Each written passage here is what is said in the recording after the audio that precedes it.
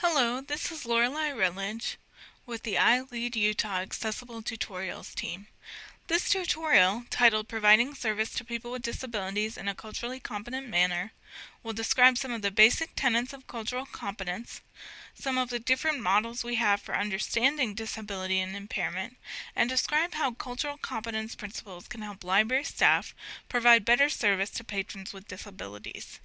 The Association of College and Research Libraries defines cultural competence as, quote, a congruent set of behaviors, attitudes, and policies that enable a person or a group to work effectively in cross-cultural situations, or the process by which individuals and systems respond respectfully and effectively to people of all cultures, languages, classes, races, ethnic backgrounds, religions, and other diversity factors in a manner that recognizes, affirms, and values the worth of individuals, families, and communities, and protects and preserves the dignity of each, end quote. The reason that thinking about cultural competence in relation to people with disabilities is important is because it encourages us to not only think about finding useful tools and technologies for people with disabilities, but to think about them as a unique group of people with unique life experiences and viewpoints that we can learn from. In other words, it helps us see the whole person. To contextualize this, we're going to talk a little bit about some of the models we have in our society for understanding disability and impairment. This is a very brief sketch, so I would encourage you to check out some of the in-depth resources we will highlight in this presentation. Disability theorists define the standard social view of disability as a medical model or the medicalization of disability. In this view of disability, disability and impairment are synonymous. People are disabled when their bodies deviate from the norm, and disability is an individual issue or a, quote, personal tragedy where the person with an impairment has a health or social problem that must be prevented, treated, or cured, end quote. And that's from Oliver and Barnes, 2012, page 20. The appropriate response to disability in this worldview is medical intervention to help the individual function as normally as possible, regardless of what the individual with a disability wants or needs. The role of the medical community in supporting people with disabilities is very important. However, the medical model has a downside.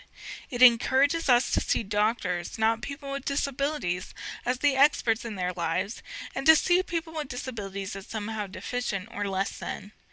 This medical model is often undergirded by ableism, or the idea that it is substantially better to not have a disability than to have one. The medical model also plays a big role in how legislation is used to define disability. The major legislation in the United States that clarifies the state's role in defining disability is the 1990 Americans with Disabilities Act. The ADA defines persons with disabilities as anyone with a physical or mental impairment that substantially limits one or more major life activities, has a record of such an impairment, or is regarded as having such an impairment. Major life activities include walking, breathing, seeing, hearing, speaking, learning, and working, activities of daily life like bathing, dressing, and getting around the home, and community and home management, for example, household chores, shopping, and getting around the community. However, many people with disabilities have argued that the problems they face are not only a result of physical difference, but rather a result of how society excludes people with disabilities. This is the foundational belief of the social barriers model. Proponents of this model argue that impairment or physical difference is separate from disability, which is the result of physical, economic, and social barriers. For example, they might argue that a person in a wheelchair's disability stems from not having access to ramps to enter buildings, not from his or her impairments. They argue that the appropriate response to disability is to reduce barriers by making physical spaces accessible and reducing discriminatory practices, and that the problem is society and not the individual. From this perspective, we can begin to see people with disabilities as a unique cultural group that routinely faces stigma in society. As Olkin argues, quote, there are many similarities in the minority experience, whether it is based on disability, ethnicity, gender, or sexual orientation. The essential definition of a minority group is not numbers, but the experience of prejudice, stigma, discrimination, and oppression. The prevailing perspective is from the vantage point of the majority group, and that group is seen as normative. normative, end quote.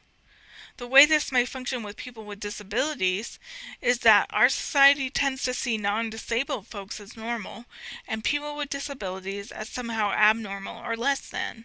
This can lead us to ignore the ways in which we could provide better service in some cases. For instance, we often focus on having one area of the library that has special technologies for people with disabilities. Wouldn't it be better if we set up our libraries so that they were accessible to everyone, regardless of perceived ability or disability? So what does this mean for us as library professionals? Thinking about how we understand disability in society is important because understanding some of the stigma and discrimination that people with disabilities experience, both as a result of the physical world and social attitudes, can make us attentive to how they may experience some of those barriers in our libraries. It can also help us think about how we can provide better support for patrons with disabilities. Thank you for watching this tutorial. For more information about serving library patrons with disabilities, please visit our website at accessibletutorials.org.